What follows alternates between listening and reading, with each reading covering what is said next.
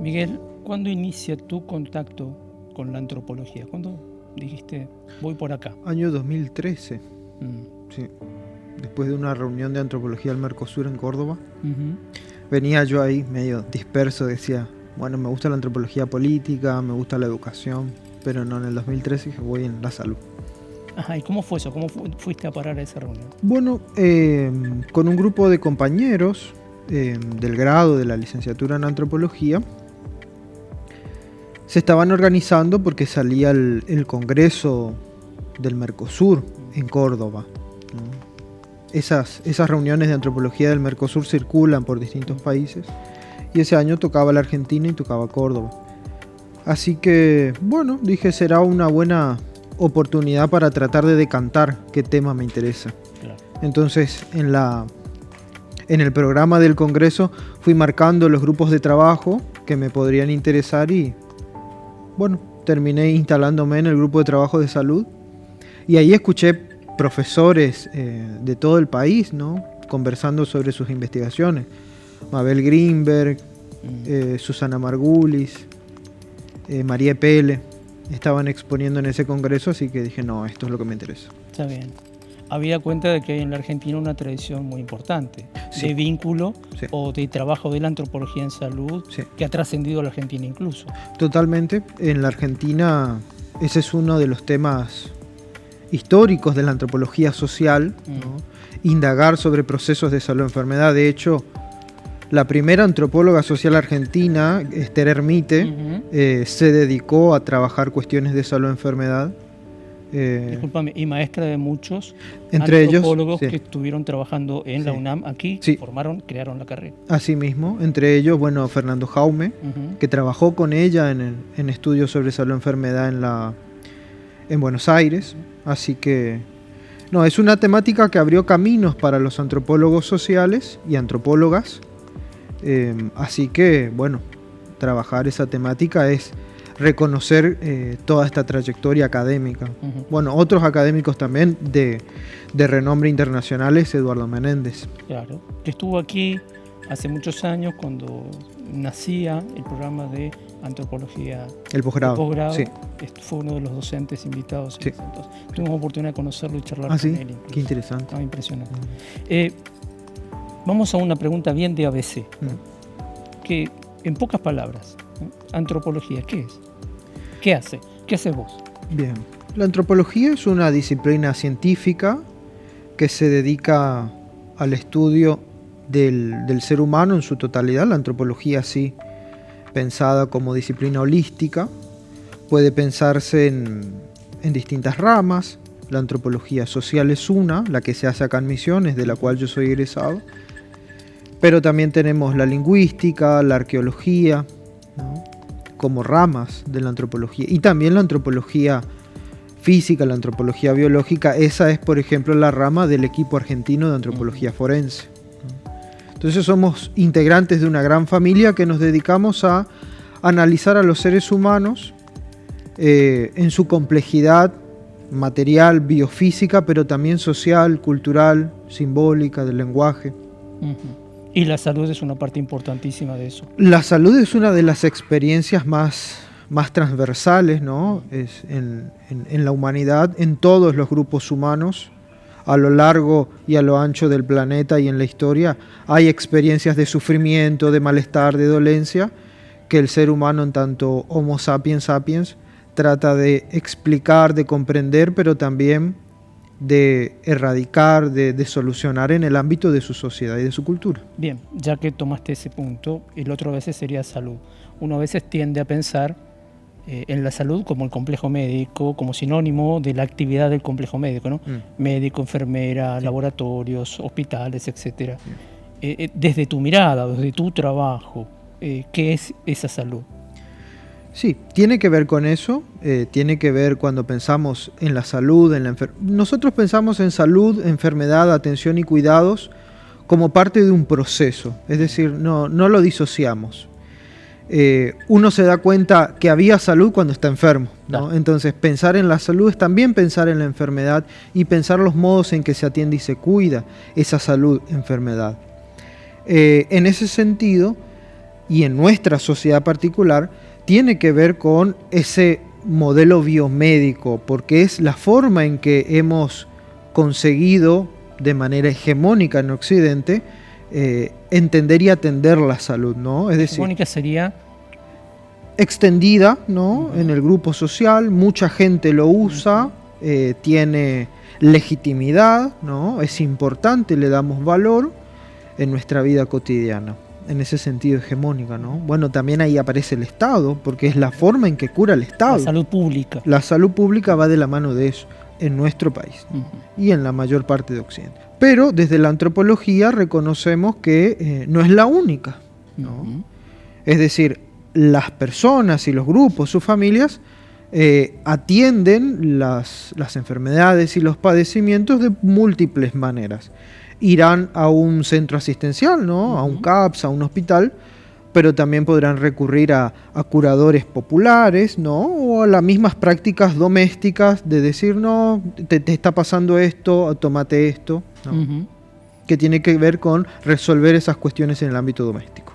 Hace algunos años conocí a un médico jubilado, misionero, pero que había trabajado toda su vida en Córdoba, en las sierras, en un pueblito rural, y él decía que había llegado, después de años de práctica, a convivir muy bien con esos sanadores populares, y de hecho él mismo recetaba, anda a verlo a don fulano para que te cure el empacho. ¿Esto es muy frecuente, no frecuente? ¿Lo has encontrado? ¿Cómo aparece? Cuando yo hacía el trabajo de campo para la tesis de grado, allá en el 2013, interactuaba con profesionales de un hospital y escuchaba que ellos mismos recomendaban, no, esto que te está pasando es empacho, por ejemplo. Claro. ¿No?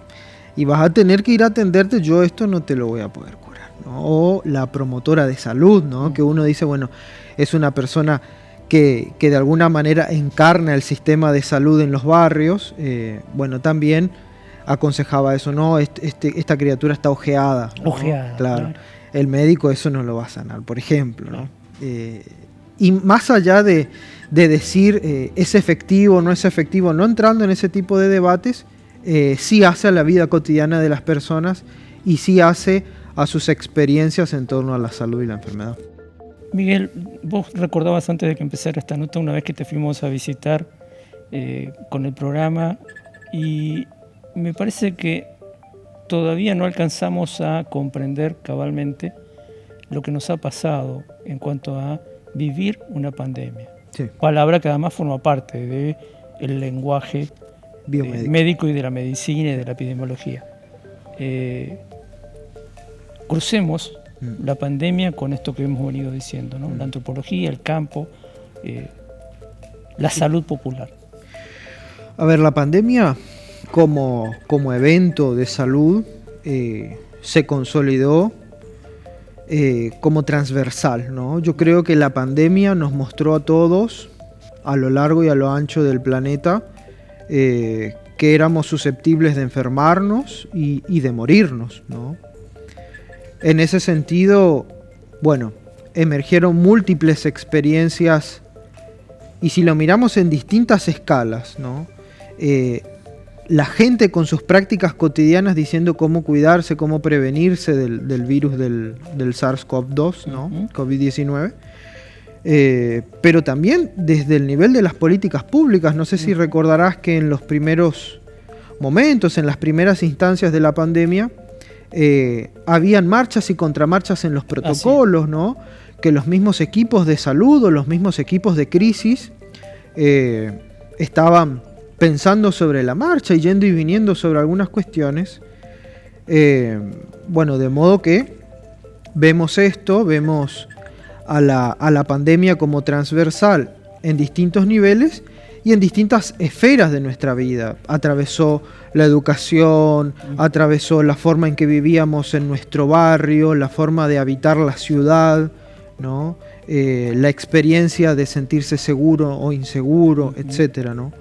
En ese sentido, la antropología dijo cosas en su momento. Recuerdo que en el año 2020 salió un librito compilado por colegas de la Universidad Rovira y Virgil de España, donde nos animábamos a pensar cuestiones ahí en el momento. Era abril. Claro. O sea, se había cerrado todo en marzo y en abril estábamos escribiendo eso, esbozos, borradores, ¿no?, de qué estaba pasando. Y la antropología sigue pensando la pandemia, ¿no? La pandemia como momento de crisis, como momento de inflexión de la humanidad. Decíamos, de esta tenemos que salir mejores, ¿no? Ajá. Y no sé si salimos mejores. ¿Verdad, no? Igual me parece que la pandemia dejó algunas experiencias, ya que estamos hablando desde una ciencia, en el mundo científico, experiencias como la que acabas de describir. Digo, ante la estupefacción, la salida es pensemos en conjunto, Sí. hagamos en conjunto, colaboremos. Sí. ¿Cómo lo viste vos? ¿Cómo ha sido tu experiencia con eso?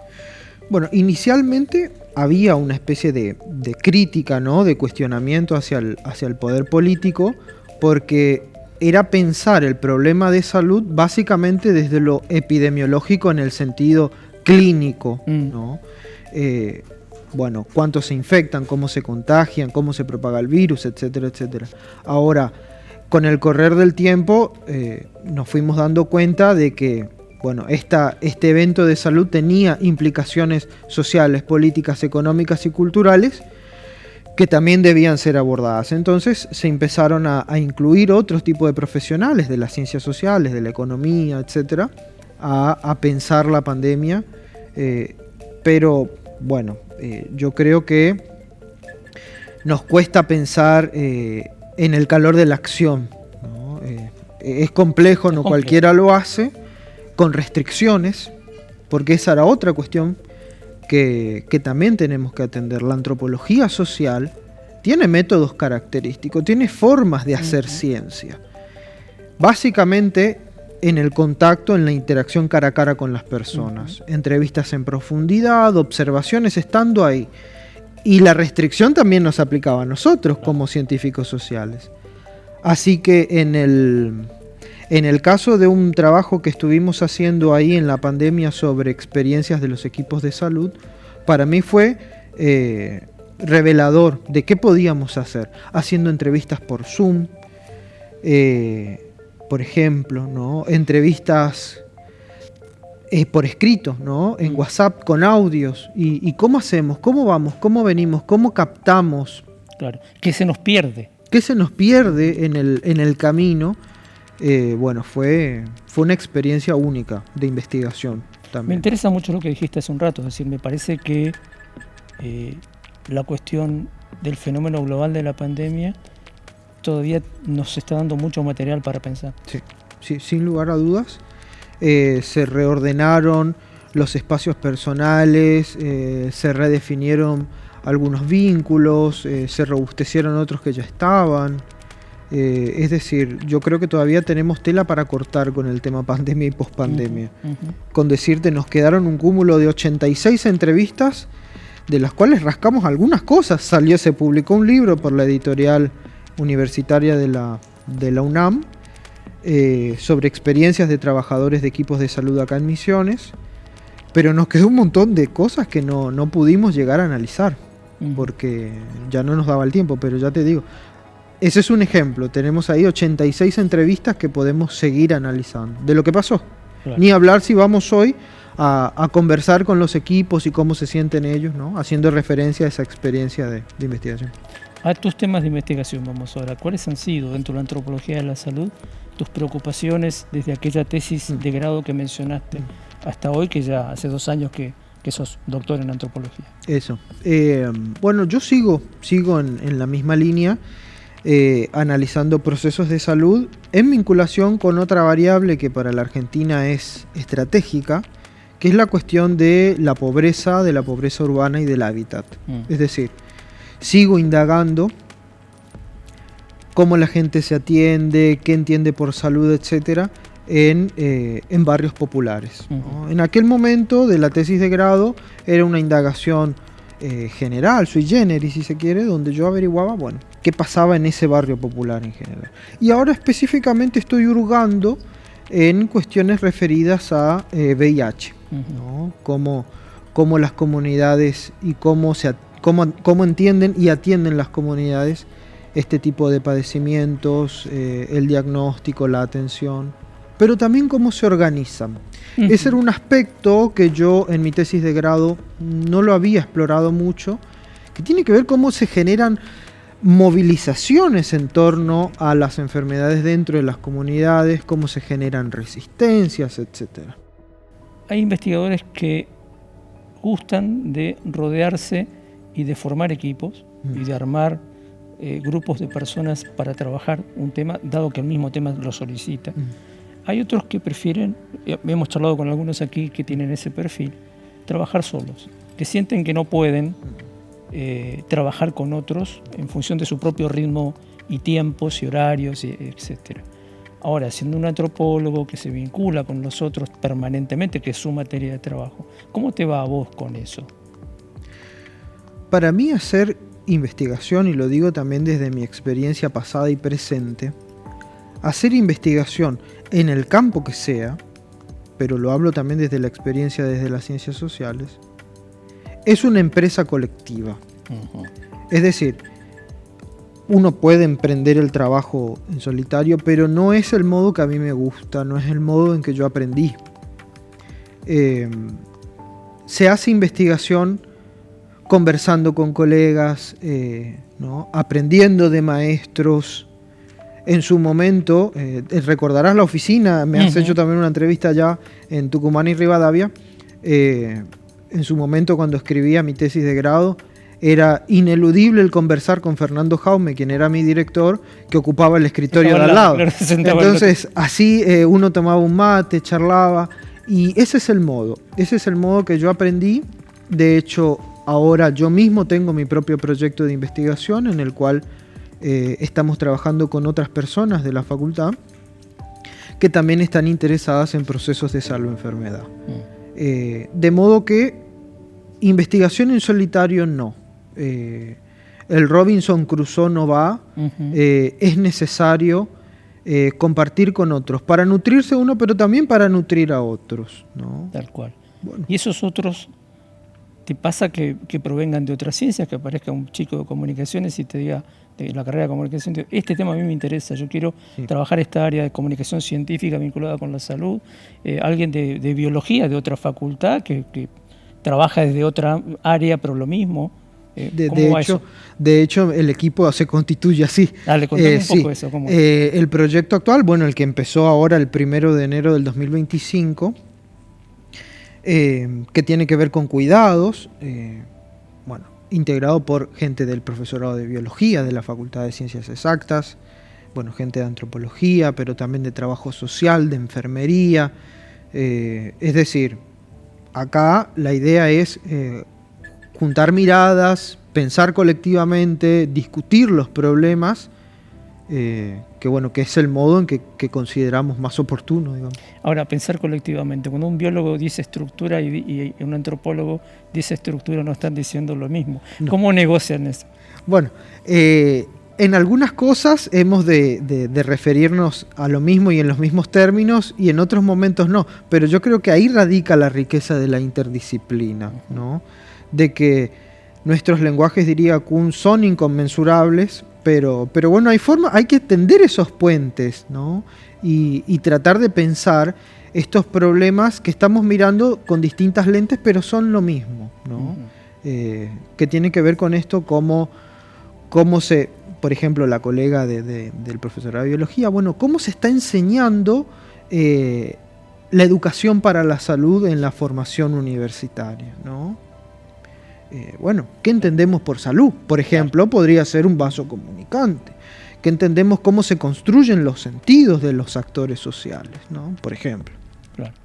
Así que tratamos de tender puentes. Y en algunas cosas seguro que cada cual seguirá su camino. Claro, obviamente. Sí, porque hablo desde mi marco teórico, que es el de la antropología social.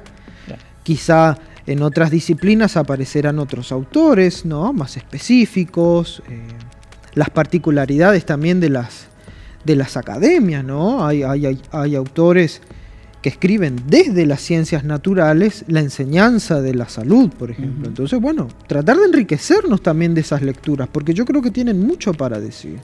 Bien. Para cerrar, una de las exigencias fuertes del sistema científico, no solamente aquí, en el mundo todo, es la publicación. ¿Cómo te llevas con eso? ¿Te sentís compelido a publicar, como le pasa a mucha gente, o solamente publicas cuando tenés algo que decir que te parece importante? A ver, jugamos, yo creo que tenemos que jugar con las reglas del sistema, ¿no? Si queremos estar acá adentro y poder trabajar de lo que nos gusta, etcétera, ¿no? Por ejemplo, en CONICET es necesario publicar. ¿No? Algunos dicen publicar o perecer. Bueno, el tema está qué se publica, cómo se publica, cuándo se publica, dónde se publica. Yo creo que la escritura es un ejercicio. Vamos aprendiendo a escribir con el tiempo. Y el ejercicio de publicar, yo también creo que hay que desacralizarlo un poco. Hoy en día circula mucha cosa escrita. Bueno, poner a consideración lo que estamos pensando puede ser mejorado, es probable. Es muy probable que así sea, que si uno le ajusta, esto tenga otro ribete y sea mucho más enriquecedor. Pero bueno, ya lo pongo a consideración, que tiene que ver con lo que te decía antes, del ejercicio colectivo del hacer científico. Porque si yo estoy pensando solo, ¿no? Y lo estoy masticando ahí, lo estoy rumiando yo, y bueno, pero no lo comparto, no lo pongo a consideración. Bueno, publicarlo es una forma de compartirlo. De discutir. Y de que otro colega te diga, no, estás meando fuera del tarro, por decirlo mal y pronto, ¿no? Opinando fuera del recipiente. No va por ahí, o te está faltando considerar otra cosa. Lo mismo sucede ir a congresos, ¿no? Bueno, sentarte frente a colegas y contar lo que estás pensando. Lo mismo, fíjate, creo yo, tiene que ver con esto que hacemos en el proyecto de investigación, que son los ateneos de lectura, donde circulamos nuestras producciones hacia adentro del proyecto. Claro. Y donde nos leemos entre nosotros y nos criticamos, porque de eso va también la producción científica, de poder decir, bueno, esto va bien, esto no, esto se puede ajustar de ese otro modo. Claro, como una práctica. Una práctica colectiva. Y en estos tiempos es fundamental reivindicarlo, Miguel. Que no podemos hacer ciencia, como tampoco podemos hacer política, como no podemos hacer nada que tenga que ver con los seres humanos en solitario. Somos humanos en tanto vivimos en con sociedad. Otros. Sí. Bien. Miguel, muchas gracias por venir. Gracias a vos. Ha sido un placer. Sí, como siempre.